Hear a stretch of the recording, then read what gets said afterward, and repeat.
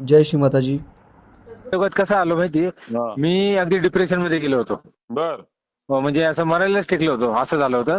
काय झालं? झालं होतं एक म्हणजे एक फार मोठं एक नुकसान फार मोठं झालं होतं आणि बर. त्यातनं मार्गच काही दिसत नव्हता. हा. म्हटलं आता मरावं की काय करावं, असं झालं. बर.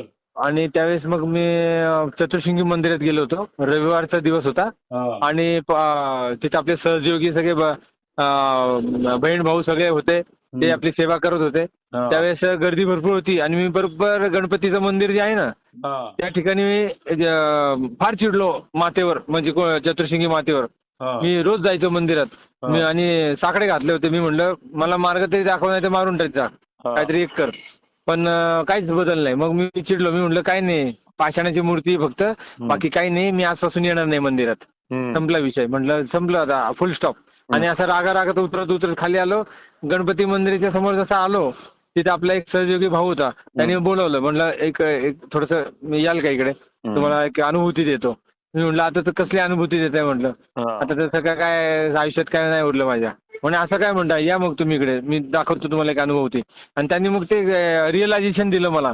सुरुवातीला काही जाणवलं नाही. त्यांनी म्हणलं पुन्हा तुम्ही लक्ष देऊन करा. ते केलं. मग मला ते जाणवलं हातांवरती एक चैतन्य, असं म्हणजे गरम गरम आणि असं टिंगलिंग होणं, चुरचुरणं, असं काहीतरी झालं. मग मी म्हटलं हे हा काय प्रकार आहे. मग त्यांनी मला समजावून सांगितलं. मग जरा मला वाटलं हा बाबा काहीतरी. आणि आधीपासून कसं माझी आई फार आध्यात्मिक होती, तर मला थोडस ओढा होता तो त्या दिशेला. तर मी आलो. मग त्यांनी सांगितलं की इथं या आधी. मग तिथून इथं जोशी काकू असतात मागे पाठीमागे राहायला, त्या जोशी काकू. तर त्यांनी मला सांगितलं, अरे संजय तू तिकडे का जात नाही, तिथे गेलास का. मी म्हटलं नाही, आता तर आलो इथे. म्हणे तू आधी जा, तिथले 3-4 सेशन्स आहेत ना, 4 शनिवार, ते कम्प्लीट कर. त्यातनं तुला कल्पना येईल सगळी. तर जे काय असतं, क्रिया कशा करायच्या आणि त्याचा काय बेनिफिट होतो. त्यानंतर मग तू तिथे जा आणि इथं येत जा, आपल्या इथे शिवाजी हाऊसिंग मध्ये, नाही सॉरी इथं छाबरिया स्कूलच्या याचे. पण मग मी तिथेच जातो जास्त करून. मग तिथून माझी सुरुवात झाली सहयोगात. आणि तिथून मला एक अनुभव फार मोठा आला.